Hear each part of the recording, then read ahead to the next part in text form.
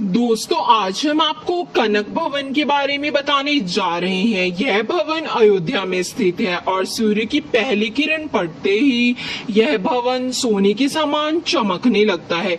कभी द्वापर युग में भगवान श्री कृष्ण भी श्री राम जी की पूजा करने के लिए अयोध्या आए थे। कहा जाता है कि रानी कैकेयी ने कनक भवन को माता सीता को मुंह दिखाई में दिया था। कालांतर में कई बार इस मंदिर का निर्माण और जीर्णोद्धार होता रहा है। वर्तमान मंदिर 1891 में अयोध्या की रानी ने बनवाया था। अयोध्या आने वाले श्रद्धालु हनुमानगढ़ी श्री राम जन्मभूमि के साथ कनक भवन के दर्शन करने भी जाते हैं। कथा है कि त्रेता युग में मिथिला के महाराज जनक की सभा में जब श्री राम ने भगवान शंकर के धनुष को भंग कर दिया था, तब जानकी जी ने उनके गले में जयमाला डाली थी। उस रात्रि प्रभु यह विचार करने लग गए थे कि जनक नंदिनी वैदेही अब हमारी अयोध्या आएंगे, इसलिए उनके लिए एक अति सुंदर भवन होना चाहिए।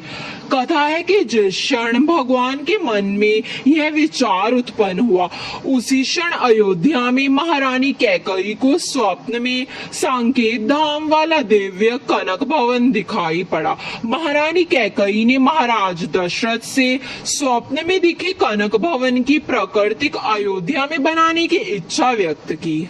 दशरथ जी के आग्रह पर शिल्पी विश्वकर्मा कनक भवन बनाने के लिए अयोध्या में आए। उन्होंने अति सुंदर कनक भवन बनाया। माता कैकेयी ने वह भवन अपनी बहू माता सीता को मुंह दिखाई में दिया।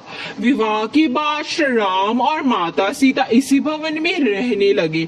इसमें असंख्य दुर्लभ रत्न जड़े हुए थे।